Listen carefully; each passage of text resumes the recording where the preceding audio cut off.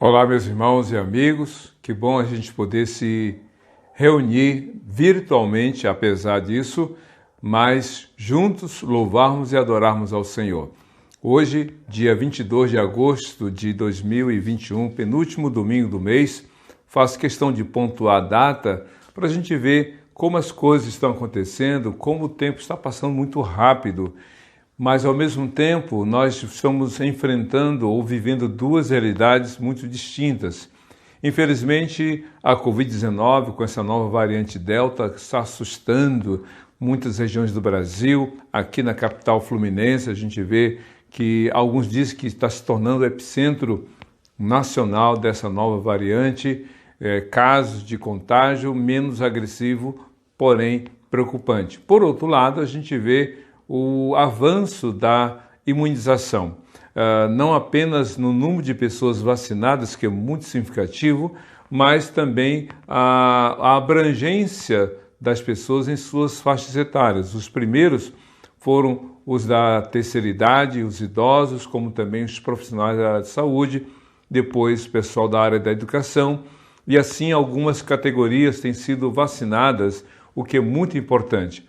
Também a gente vê que não somente os idosos, mas agora os adolescentes têm sido contemplados com esta realidade. Graças a Deus por isso, o que implica também na possibilidade das igrejas contarem com a frequência de seus membros dentro dessas faixas etárias maiores. Louvado seja Deus por isso, e nós somos gratos a Deus por essa realidade.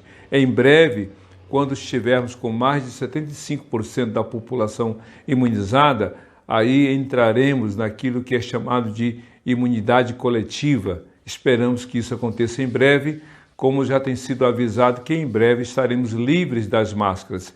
Máscaras que incomodam, que trazem constrangimento e muitos outros desconfortos. Mas a verdade é que estamos avançando na obra de Deus. E aqui na Pio da Barra, em Duque de Caxias, o tema do mês, como você já sabe, é esperança. Por isso que eu quero convidá-lo a abrir sua Bíblia em Lamentações, capítulo 3, dos versos 19 a 29. Estaremos aqui alguns minutos meditando na palavra do Senhor com esse tema, a fé que renova a esperança. A fé que renova a esperança. Eu quero então aproveitar esse momento. Vamos orar daqui a pouco, momento de intercessão, e eu quero então colocar a vida dos irmãos da Pio da Barra em Duque de Caxias, que alguns tiveram o teste, o resultado positivo para a Covid, graças a Deus, sem maiores gravidades, sem maiores complicações, embora o desconforto, a dor, o incômodo, mas sem precisar passar pela internação e muito menos a intubação. Vamos orar por essas pessoas, por esses irmãos em Cristo, colocar suas vidas diante do Senhor. Orar também pelos desempregados, por aqueles que estão vivendo esse momento de tensão, de preocupação. Orar pelas famílias de modo geral, para que o Senhor encha o coração de cada um de nós pela esperança em Cristo Jesus. Vamos orar? E para essa oração, eu quero ler o texto do Salmo número 55, verso 22. Eu gosto muito desse texto que diz: lança o teu fardo sobre o Senhor e Ele te susterá, nunca permitirá que o justo seja abalado. Então vamos orar, vamos colocar diante de Deus aquilo que nos preocupa, que nos angustia, que nos tira o sono e a tranquilidade. Oremos ao Senhor. Deus de amor, muito obrigado, porque neste mundo que estamos vivendo, com tantas preocupações, com tanta angústia, com tanto aperto na alma, ó Deus, traga paz ao coração, traga alegria no Senhor, que Tu removas aquilo que está trazendo tanto sofrimento para tantas pessoas, tanto aqueles que estão trabalhando como os que estão sem trabalho, os que estão estudando como os que estão sem estudos. São pessoas que estão vivendo momentos tão difíceis que muitas vezes a ciência não consegue identificar, não consegue diagnosticar, mas o Senhor conhece cada coração. Traga paz, conforto e consolo em cada lar, em cada família daqueles que te buscam de coração. Por isso, ó Deus, exalta o Teu nome, que a Tua palavra hoje seja a Tua resposta aos anseios de cada coração. É o que nós te pedimos e já te agradecemos pela fé no Senhor e pela certeza do que tu irás cumprir as tuas promessas em nossa vida, promessas que estão na tua palavra. Oramos assim em nome de Jesus. Amém e amém. Nós vamos ter uma participação musical que será seguida da reflexão, assim a nossa breve programação nesse culto virtual. Mas antes, você que é membro da PIO da Barra Hindu de Caxias, você tem a bênção, a alegria e o privilégio de entregar o dízimo que pertence a Deus e ofertar com liberalidade aquilo que Deus colocar no seu coração. Portanto, use essa informação bancária, Banco Itaú, agência 9165, conta corrente 261-52, dígito 1, chave Pix, prclarquebarros@gmail.com. Faça a sua entrega do dízimo, da oferta, pelo depósito bancário ou transferência. Não importa o meio que você utilizar, que você venha somar para que nós possamos ver o Senhor multiplicar esses recursos para que avancemos na obra do Senhor. Vamos então ter a participação musical e enquanto você acompanha esse louvor, esse ato de adoração, medite, ore dizendo: Deus, fale ao meu coração pela tua palavra. Até daqui a pouco, Deus te abençoe.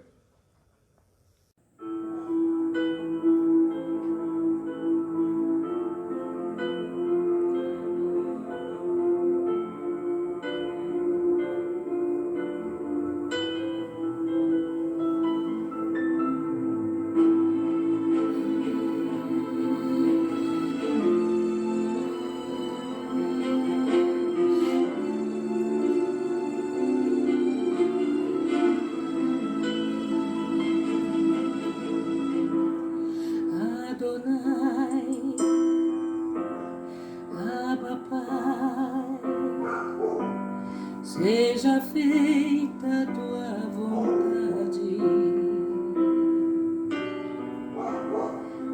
Adonai, Abba Pai. Este cálice eu vou beber, nascerá um novo olhar. Porque não vou desistir.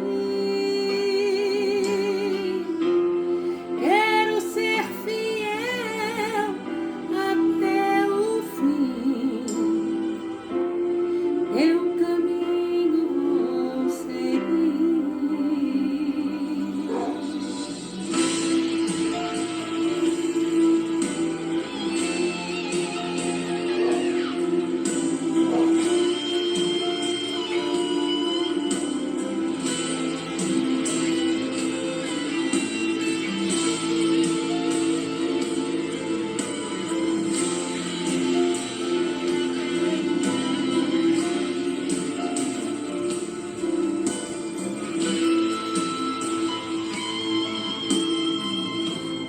Adonai, Abba Pai, seja feita a tua vontade.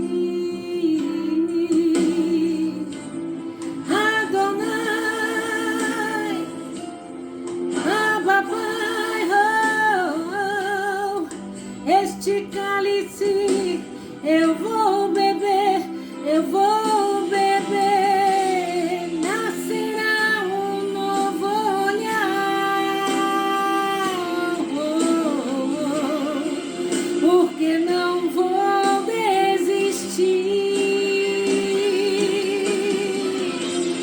Quero ser fiel até o fim.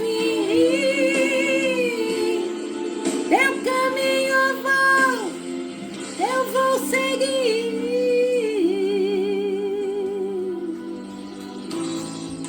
Adonai, Abba Pai, seja feita a tua vontade.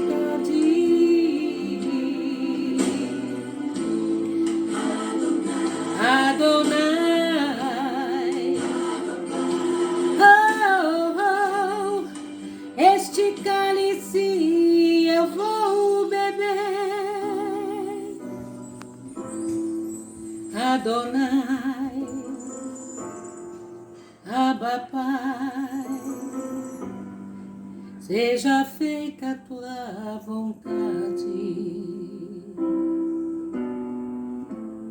Adonai, oh Adonai, Abba Pai, este cálice eu vou beber. Amém. Glória a Deus. Muito bem, vamos então meditar na palavra de Deus, nesse tema muito importante para todos nós em nossos dias tão difíceis. O texto de Lamentações, capítulo 3, do verso 19 a 29. Em algumas traduções bíblicas, a gente encontra nomes como Lamentações ou Lamentações do profeta Jeremias ou Lamentações de Jeremias.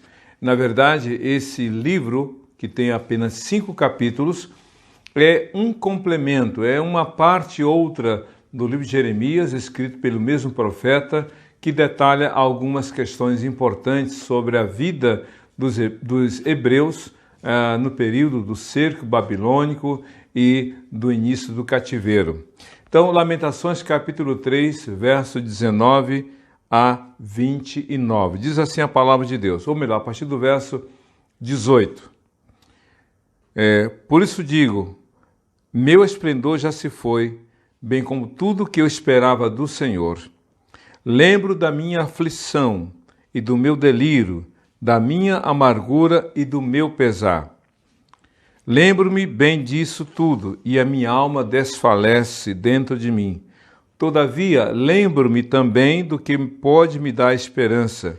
Graças ao grande amor do Senhor é que nós não somos consumidos, pois as suas misericórdias são inesgotáveis, renovam-se cada manhã, grande é a sua fidelidade. Digo a mim mesmo, a minha porção é o Senhor, portanto nele porei a minha esperança. O Senhor é bom para com aqueles cuja esperança está nele, para com aqueles que o buscam. É bom esperar tranquilo pela salvação do Senhor. É bom que o homem suporte o jugo enquanto é jovem. Leve-o sozinho e em silêncio, porque o Senhor o pôs sobre ele. Ponha o seu rosto no pó. Talvez ainda haja esperança. Amém? Esse é um dos poucos textos da Bíblia, Lamentações 3, de 18 a 29, onde a palavra esperança e o ato de esperar realmente tem muito destaque. Se você ler com calma e anotar quantas vezes o profeta Jeremias falou da esperança e do ato de esperar. O que nós podemos aprender com esse texto, a palavra do Senhor? Que mensagem há para você, para mim, para todos nós? O que podemos aprender com a palavra de Deus? Eu quero falar com você brevemente sobre esse tema, a fé que renova a esperança.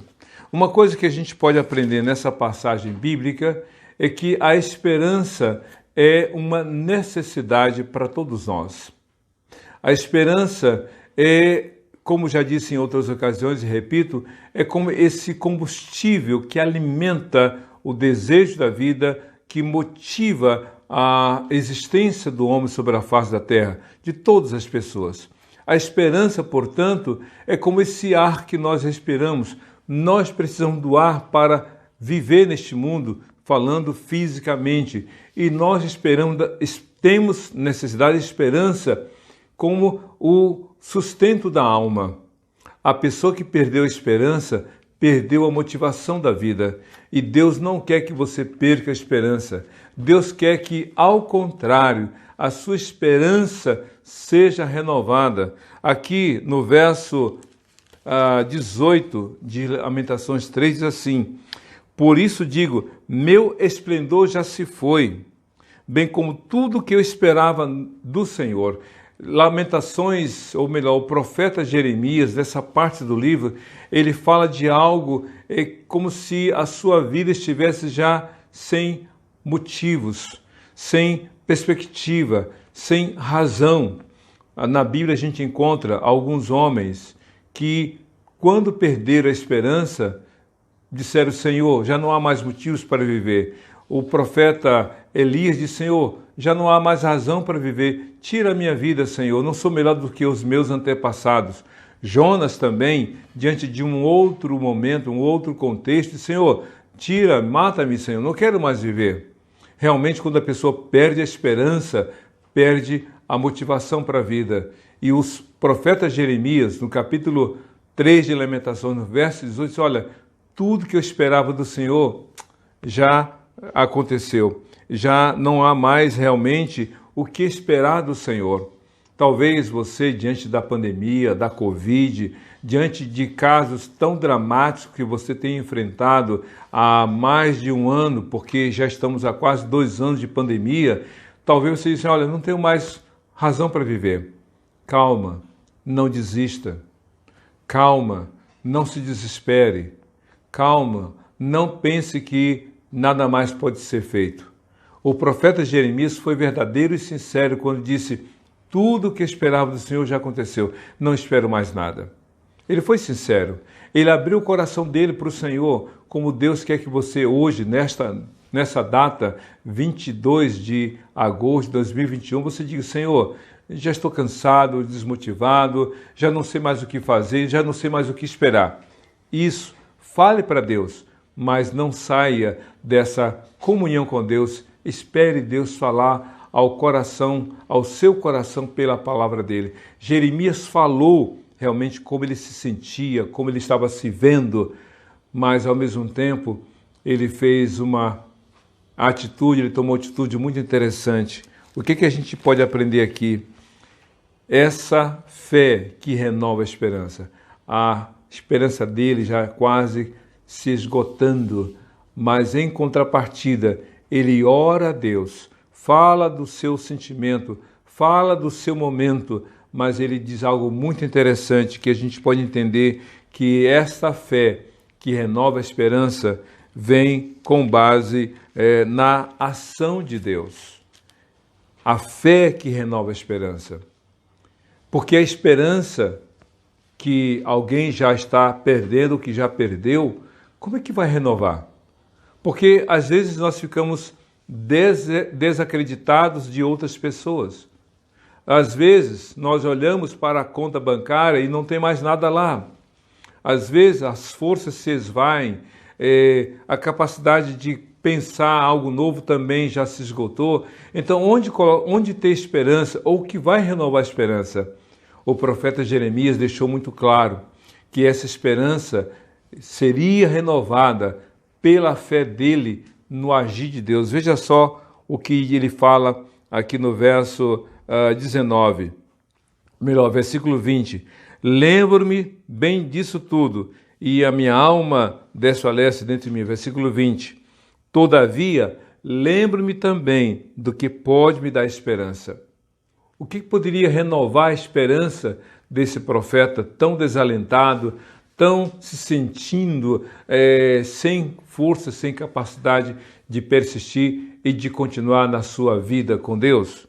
Ele disse: todavia, lembro do que pode me dar esperança. E aí vem a complementação do seu pensamento. Ele deixa muito claro que a sua esperança seria renovada pelo agir de Deus na sua vida. E como é que Deus iria agir? O profeta Jeremias fala de 3 coisas que Deus realmente faria na vida dele, estava fazendo na vida dele e que daria a ele esse renovo. Diz assim: graças ao grande amor do Senhor. Jeremias fala do amor do Senhor. Talvez você não acredite mais no amor das pessoas que diziam que amavam você. Pode ser que você nem mais acredite nesse amor próprio tão necessário para a vida. Pode ser que você duvide que alguém seja capaz de se importar com você. Mas o profeta Jeremias, apesar de todas as dificuldades que ele estava enfrentando, ele disse: graças ao grande amor do Senhor é que nós não somos consumidos. Graças ao grande amor. Deus ama você, meu querido. Deus ama você, minha querida. Você pode não ver coisas acontecendo como gostaria que acontecesse. Você pode estar enfrentando situações adversas, mas creia no amor do Senhor. Romanos capítulo 5, versículo 8, diz lá o texto escrito por Paulo: mas Deus dá prova do seu amor para conosco, pelo fato de Cristo ter morrido por nós, quando nós ainda éramos pecadores.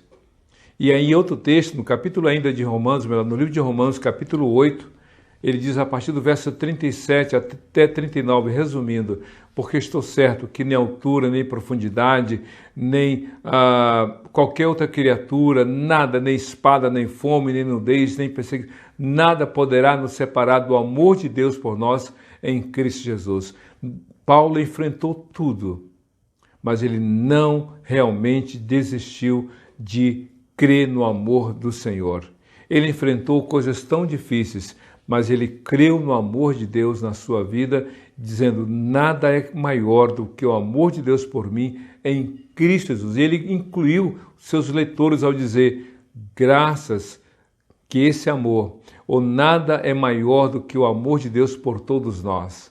Então, Jeremias disse: o amor do Senhor é presente na nossa vida, na minha vida, disse ele, para esse texto tão maravilhoso. Então, meu querido, esta fé no agir de Deus, na forma como Deus age, é que vai renovar a sua esperança, a fé no amor de Deus. Mas a segunda coisa que o texto fala, que o profeta Jeremias fala, que Deus faz, que renova esta esperança, está aqui no verso 22. Pois as suas misericórdias são inesgotáveis, renovam-se cada manhã. O profeta Jeremias falou do amor de Deus. Graças ao amor de Deus que nós não somos consumidos. E aí ele completa: as suas misericórdias não têm fim, são inesgotáveis, renovam-se cada manhã, grande a sua fidelidade. O profeta Jeremias fala das misericórdias de Deus. E o que são as misericórdias de Deus? Misericórdia é este amor de Deus que não depende das circunstâncias. Deus ama você. Você crê nisso? Apesar das circunstâncias, Deus ama você. A misericórdia de Deus é Deus amar você independentemente de. É Deus amar você apesar de. Então as misericórdias de Deus se renovam cada manhã. Cada manhã. Você pode dormir desalentado, pode dormir preocupado, pode dormir inseguro. Mas se você crê no Senhor, Deus vai mudar essa história. Lembra do Salmo capítulo 4, ou Salmo número 4, versículo 8? Em paz me deitarei e dormirei, porque só Tu, Senhor, me faz habitar em segurança. Pois é, Salmo 4, 8. E aí o profeta Jeremias diz: as misericórdias de Deus são inesgotáveis. Cada manhã. E quando ele fala que essas misericórdias se renovam a cada manhã, isso me faz lembrar do Salmo 30, versículo 5, onde Davi disse: o choro pode durar a noite inteira, mas a alegria vem pela manhã. Um novo dia. Esse novo dia traz realmente a convicção. Quando você acordar no dia seguinte, amanhã, quando você abrir a janela do seu quarto ou a porta da sua casa e ver o dia raiando, os primeiros raios do sol, lembre-se do Salmo, ou melhor, de Jeremias, ou Lamentações, capítulo 3, verso 22. Renovam-se cada manhã. As misericórdias de Deus são inesgotáveis. Nós somos esgotáveis na paciência, somos esgotáveis. A nossa paciência se esgota, aquilo que é nosso é passageiro, as nossas forças, a nossa alegria, tudo que a gente tem por coisas que são externas, que chegam até nós, são coisas passageiras, mas o que vem de Deus é duradouro, é perene, é eterno, e as misericórdias de Deus são eternas. Então, eu não sei como é que você está vivendo hoje. Talvez a sua esperança esteja assim tão fraquejada, se deteriorando até, mas lembre-se, primeiro, do amor de Deus e agora das misericórdias de Deus, que se renovam a cada dia. Mas a terceira coisa que eu acho muito interessante, que é do agir de Deus que traz renovação, quando não é nessas coisas que vêm de Deus nós cremos, crer no amor de Deus, crer na misericórdia de Deus ou nas misericórdias de Deus, mas também crer na fidelidade. Diz aqui no verso 23, renovam-se cada manhã, grande é a sua fidelidade. Sabe o que quer dizer isso? Fidelidade. Deus não falha. Deus é fiel. A palavra dele é verdadeira. As promessas dele são verdadeiras. Deus prometeu e cumpriu. Deus promete e cumpre. O que está escrito na sua palavra realmente tem se cumprido. Deus é verdadeiro. Então confie no Senhor, creia no Senhor, diga para o Senhor que você confia nele, que a fidelidade dele não falha, que ele é fiel. Teve no texto lá de Timóteo, o apóstolo Paulo, escrevendo a Timóteo, diz assim, na segunda carta a Timóteo, se nós o negarmos, ele nos negará. Se formos infiéis, ele permanece fiel, porque não pode negar-se a si mesmo. É um texto meio controverso, meio difícil de você entender, mas vou repetir. Se nós o negarmos, ele nos negará. Se formos infiéis, ele permanece fiel, porque não pode negar-se a si mesmo. O que Paulo está dizendo ao jovem pastor Timóteo? Jesus disse em outra ocasião, lá no livro de Lucas capítulo 12, por exemplo, disse, aquele que negar o Filho do Homem diante dos homens, o Filho do Homem o negará diante do Pai que está nos céus. Mas aquele que confessar o Filho do Homem, o Senhor, falando dele mesmo, aquele que me confessar diante dos homens, eu o confessarei diante do meu Pai que está nos céus. O que está dizendo com essas palavras? É muito simples. Pedro havia negado crer que conhecia o Senhor. Pedro negou ao Senhor. Pedro, apesar de ter prometido, nunca vou te deixar, nunca vou... Não, negou 3 vezes, disse não saber quem era o Senhor, que nunca o tinham visto, não sabia quem ele era. Pedro negou. E como Pedro negou, Pedro se afastou do Senhor naquele momento. Então, quando alguém nega Jesus, quando alguém se afasta de Jesus, não tem como Jesus se aproximar, porque é escolha do indivíduo. Se aquele quem nega ao Senhor, se afasta do Senhor, peca contra o Senhor, logo o Senhor não pode agir. Isaías capítulo 59, versos 1 e 2 é assim, porque os meus ouvidos não estão tapados para que eu não possa ouvir, nem a minha mão encolhida para que eu não possa ajudar, mas os seus pecados têm feito separação entre mim e vocês, diz o Senhor, para que eu não possa ouvir e nem ajudar. Ou seja, aqueles que negaram o Senhor, que se afastaram do Senhor, não puderam realmente contar com o Senhor. Lembra do filho pródigo? Uma vez que ele se afastou do pai, o pai não pôde ajudá-lo. Pois é, se nós o negarmos, ele nos negará. Aí ele completa, se nós formos infiéis, ele permanece fiel, porque não pode negar-se a si mesmo. Jesus é o Senhor. Jesus é o Salvador, Jesus é o Deus Filho, o único meio para o homem ser salvo, ter o perdão dos pecados na vida eterna. Quando o sumo sacerdote perguntou a Jesus, diga, tu és o Filho de Deus? Tu és o Filho do Deus vivo? Jesus sabia, se ele dissesse sim, concordando com aquela afirmação, ele seria acusado de blasfêmia, porque estaria dizendo que era semelhante a Deus. E, uma vez acusado de blasfêmia, seria condenado à morte. E Jesus estava num momento muito crítico naquele julgamento. As falsas acusações dos falsos acusadores não causaram efeito esperado. Então, o sumo sacerdote apelou, indo direto ao ponto: diga, tu és o Filho do Deus vivo? E então Jesus disse: sim, eu sou. E vocês verão o Filho do Homem, falando dele mesmo, sentado à direita do trono de Deus. Pronto, aquilo foi suficiente para o sumo sacerdote, todos que o acompanhavam naquele julgamento, condenar Jesus à morte. Pois é, Cristo não se negou, ou melhor, Jesus não foi infiel a si mesmo, porque ele é a verdadeira testemunha, ele é o fiel, ele é fiel e verdadeira testemunha. O profeta Jeremias, em Lamentações, capítulo 3, diz assim: para sempre, ou grande a sua fidelidade. Deus é fiel. Pessoas falharam com você e você também falhou com outras pessoas. Mas Deus nunca falhou com aquele que nele confia.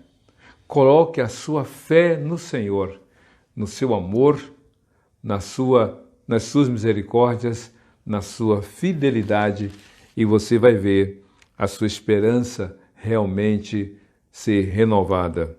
Mas outra coisa interessante, esta fé que renova a esperança é resultante da dependência sua ao Senhor.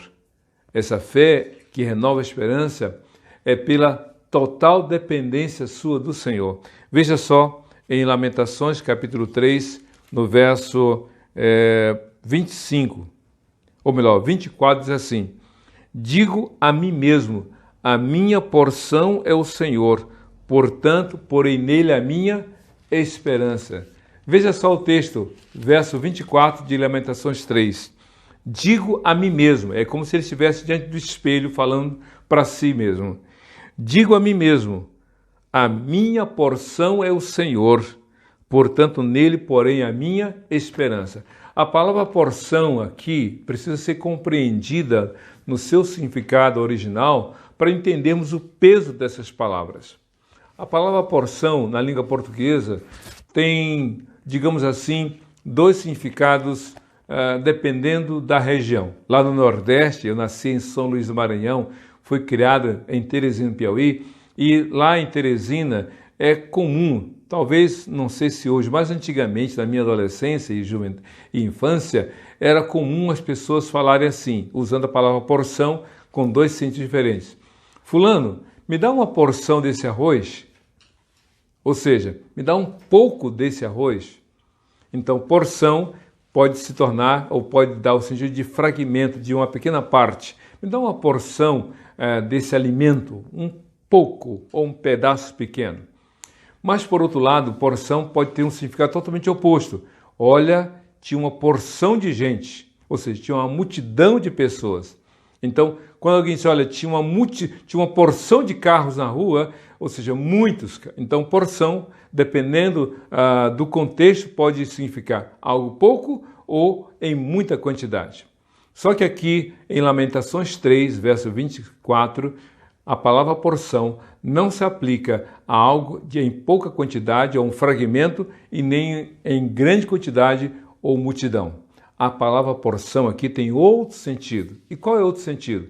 Talvez na sua Bíblia a palavra porção tenha sido substituída por essa expressão: o meu quinhão é o Senhor, o meu quinhão. Mas quinhão também talvez não tenha muito sentido para você. Mas uma terceira tradução diz: o meu lote é o Senhor. Aí já fica mais próximo do sentido original.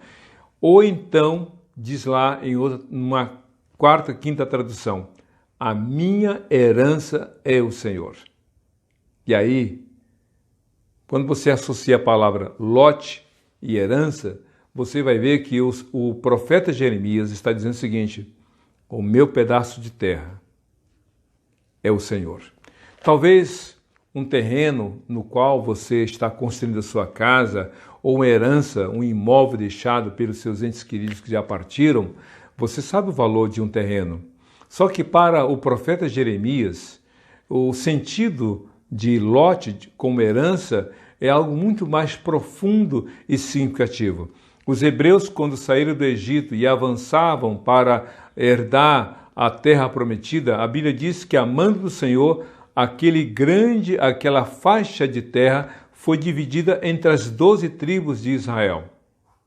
As 12 tribos herdaram por sorteio aquelas regiões e cada um teve que conquistar. Se você ler o texto de Deuteronômio, como também Números e também Josué capítulo 1, você vai observar, ou capítulo 2 em diante, você vai observar o sorteio para que cada tribo recebesse um lote, um pedaço de terra para ter ali a sua subsistência. Então, só para resumir, a herança, o lote, um pedaço de terra, era a garantia de subsistência do homem. O homem que ganhasse a sua herança, o pedaço de terra, podia nesse lote, nesse pedaço de terra, construir a sua casa, plantar a sua lavoura, cuidar do seu gado e assim ter condições de subsistência. Ou seja, o homem dependia de um pedaço de terra para viver. E aí então o profeta Jeremias, em Lamentações capítulo 3, verso 24, diz assim: digo a mim mesmo, a minha herança, o meu lote, o meu pedaço de terra, o que me garante subsistência é o Senhor, nele vou pôr a minha esperança. Ou seja, não é aquilo que é material, mas o que é o Senhor. O Senhor é o que garante a nossa vida. A nossa vida, a sua, a minha, a nossa vida depende do Senhor. Nós dependemos do Senhor. Por isso que o profeta Jeremias diz: a minha porção é o Senhor. Nele colocarei toda a minha esperança. Para a sua esperança ser renovada, Jeremias teve que depender inteiramente do Senhor. Dependa do Senhor. Coloque a sua fé no Senhor. Diga para o Senhor que você realmente confia nele. Mas outra coisa interessante, esta fé que renova a esperança implica em crer que Deus traz esperança para a sua vida, que Deus traz esperança para a sua vida. Diz aqui no verso 25 de Jeremias, ou melhor, Lamentações 3. O Senhor é bom para com aqueles cuja esperança está nele, para com aqueles que o buscam. É uma redundância em relação ao que foi dito antes. Só que Jeremias, no verso 24 de Lamentações 3, fala dessa comparação entre o lote, o pedaço de terra, e a sua dependência total do Senhor. Mas aqui no verso 25, ele reforça esse conceito dizendo exatamente isso. O Senhor é bom para com aqueles cuja esperança está nele, para com aqueles que o buscam. Em outra tradução, o texto diz o seguinte: o Senhor é bom para aqueles que esperam no Senhor e cuja esperança é o Senhor. É, na verdade, um reforço de informação, de afirmação. Eu espero no Senhor. E eu digo mais, a minha esperança é o Senhor. Porque uma coisa é você esperar algo do Senhor, uma promoção, um emprego, um bem que você está lutando para ter, alguma coisa material, digamos assim, uma conquista. Uma coisa é você esperar algo do Senhor, outra coisa é você afirmar: eu tenho a certeza de que o Senhor é a minha esperança. Eu espero nele, porque ele é a minha esperança. Eu espero dele, porque só ele pode fazer isso que eu espero. É mais ou menos isso em outras palavras. Só o Senhor tem poder para trazer esperança para a sua vida. Eu li recentemente, que foi publicado nas redes sociais, várias empresas, renomadas empresas famosas pelo custo do material que vendia, objetos de grife, de marcas caríssimas, relógios, canetas, carros e tantas outras coisas, restaurantes chiques, a maioria dessas coisas quebrou. Várias empresas deixaram de produzir carros caríssimos, deixaram de produzir perfumes caros, carros caros, deixar de produzir relógios caros, restaurantes caríssimos deixaram de ter realmente as suas portas abertas por causa da Covid. E por que essas empresas fecharam? Porque, primeiro, que as pessoas que consumiam esses produtos ficaram desempregadas. Não tendo trabalhador, por causa da falta de condições de trabalho, essas empresas não puderam mais produzir. E aqueles que consumiam esses produtos caros, como relógios, canetas, perfumes, carros, perceberam que não tinha mais sentido andar com um relógio de 150 mil reais se não podia sair mais às ruas, se não podia mais ostentar. Para que ter carros de 1 milhão, 2 milhões de reais se eu não posso mais ir à rua? Entende como as coisas ficaram complicadas? E então o profeta Jeremias diz: a minha esperança é o Senhor e eu espero nele. Coloque a sua fé. A Bíblia diz que Jesus é a nossa esperança. O apóstolo Paulo disse: Cristo em vocês, a esperança da glória. Cristo é aquele que enche o nosso coração de esperança para a vida. Mas eu quero finalizar essa reflexão dizendo algo para você, que a fé que renova a esperança vai acontecer a partir de um ato de humilhação diante do Senhor. Essa fé que traz esperança vai depender de uma escolha de você se humilhar diante do Senhor. Por isso aqui, em Lamentações, capítulo 3, diz aqui no verso 29, e com essa leitura eu termino essa reflexão dizendo o seguinte: ponha o seu rosto no pó, talvez ainda haja esperança. Ponha o seu rosto no pó. Em outras palavras, o profeta Jeremias escreveu: humilhe-se diante de Deus. Colocar a boca no pó, como diz em outra tradução mais antiga, ponha a sua boca no pó, se humilhe, se quebrante. Não fique dizendo que é autossuficiente, que você é capaz. Não, humilhe-se, quebrante diante do Senhor e deixe o Senhor agir. Abra o seu coração para Jesus, humilhe-se diante do Senhor. Não corra de Deus, mas corra para Deus em nome de Jesus.